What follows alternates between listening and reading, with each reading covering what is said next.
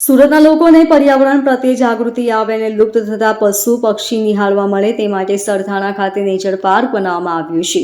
સુરત મહાનગરપાલિકાના doctor Shyama Prasad Mukherjee zoological garden Sarthana nature park બનાવ્યો છે. આ નેચર પાર્કમાં 6 ડિસેમ્બરના રોજ એક જળ બિલાડીએ એક સાથે 7 બચ્ચાને જન્મ આપ્યો હતો. ગુજરાત જ નહીં પરંતુ સમગ્ર ભારતના પ્રાણી સંગ્રહાલયમાં આવો કોઈ બનાવ બન્યો નથી. તેથી પાલિકાના નેચર પાર્કનો સ્ટાફ ખુશખુશાલ થઈ ગયો છે.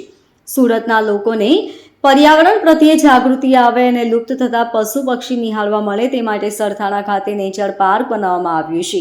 સુરત મહાનગરપાલિકાના doctor Shyama Prasad Mukherjee zoological garden Sarthana nature પાર્કમાં જળ બિલાડીની જોડી પાલિકા માટે પ્રતિષ્ઠારૂપ બની ગઈ છે.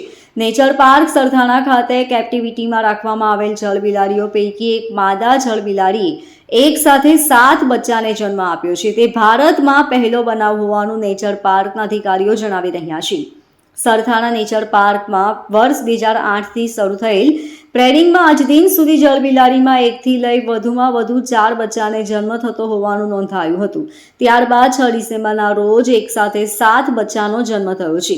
ઝોનના અધિકારીઓએ જણાવ્યું હતું કે આજ દિન સુધીમાં પ્રથમ બનાવ છે જેમાં એક જળ બિલાડીએ એક સાથે 7 બચ્ચાને જન્મ આપ્યો હોય, જે સુરત ઝૂ માટે ગર્વની બાબત છે. ભારતભરના કોઈ ઝૂમાં જળ બિલાડીનું સફળ બ્રીડિંગ થતું હોવાનો રેકોર્ડ નથી. હાલમાં માદા જળ બિલાડી તથા તેના બચ્ચાને સતત દેખરેખ હેઠળ રાખવામાં આવેલ છે.